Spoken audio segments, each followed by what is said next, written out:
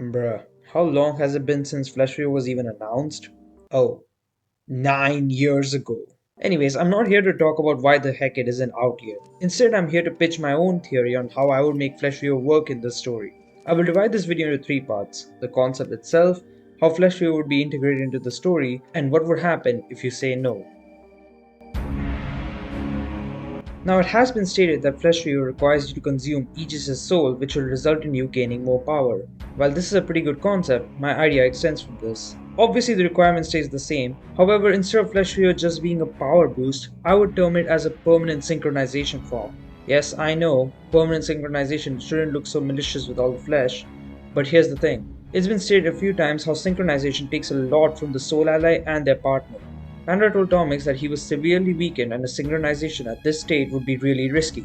Janya synchronizing with her soul ally resulted in her gaining insane powers and being a borderline god. Aegis denies synchronizing with the hero at that very moment too, as it would strain him more than just protecting the hero's soul. Therefore for FleshWeaver, I would ensure that Aegis doesn't die after getting his essence consumed. Instead, his essence would become one with the hero, kind of like how Moon Knight works, but it's just the hero taking charge, with Aegis being in the backline. Along with that, FleshWeaver will be said to be a forbidden magic type of synchronization, because the synchronization results in the hero's body being completely warped to the point of being just flesh.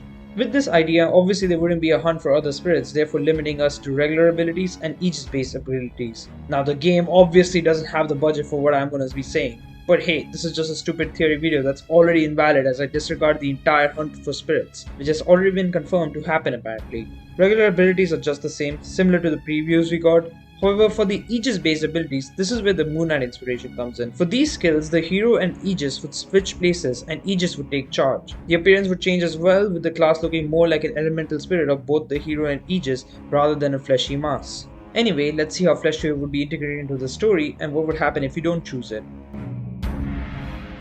Honestly, since book 3 is done, the only place this would logically fit in would be in the finale of book 4.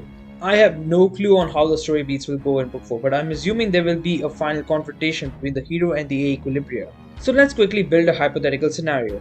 The magical sieve made by the three mages breaks off and the Equilibria goes into the skies of lore. The three mages are super weakened, so they are practically useless. The remaining members of the hero's team are either dead or heavily injured due to the Equilibria's immense radiation or aura or whatever. All that's left is Hero, Draco and Aegis in the background. Instead of Secundus telling the hero about the idea of FleshWeaver, Aegis will. Aegis would tell the hero that there's only one way to stop this god, and that would be to permanently synchronize with the hero to ensure full control over both of their powers. Obviously there would be a bigger discussion, but I'm just throwing the ideas out here. Anyway, if the hero says yes, Aegis would carry out the necessary and the hero would consume Aegis' soul. Hero and Aegis would go through immense pain in the process before finally reaching their permanent sync form. To defeat the Equilibria, well, I feel like the hero and Draco would keep trying to fight it until Nota or Yuanda come up with a proper solution. FleshWeaver ain't gonna kill a god, but this will definitely allow the hero to distract the Equilibria and drag out the fight. If the hero says no to Aegis, the In at the Edge of Time becomes canon and the Avatar of Time hero will kill off the Equilibria. Ha! No. That would be too ridiculous and easy. To be honest, I can't think of a lot of ways to continue without FleshWeaver since the story of Book 4 hasn't even begun yet. Although I do think there will be some other solution to distract the Equilibria. Maybe Aegis upgrades to stage 4 and syncs with the hero regularly. Maybe Yuanda plays a distracting game. Maybe Draco titanizes and the hero and Draco begin bullying the god. There are many ways for going about the alternate choice. Anyway, for the FleshWeaver choice, the hero is permanently in that form and this would also upgrade the skills for all classes. That's right. Every class gets some form of an upgrade. However, Soul Weaver and Chaos Weaver will be officially locked with this as you are a permanently synchronized Soul Weaver basically. Okay, well, this idea won't be happening just because the budget for this seems to be too high, and the story beats I have planned for this is just not possible with how FleshWeaver is currently being conceptualized. However, I really do think FleshWeaver shouldn't be some kind of casual adventure and the hero just randomly decides to eat Aegis.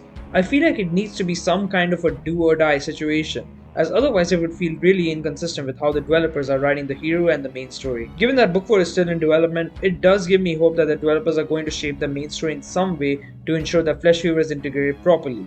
Anyway, that's all I got for this video. I got one more video essay coming up before I go back into an infinite hiatus, so be sure to catch this one next Friday on February 7th, where I talk about the book 3 finale. Thanks for watching.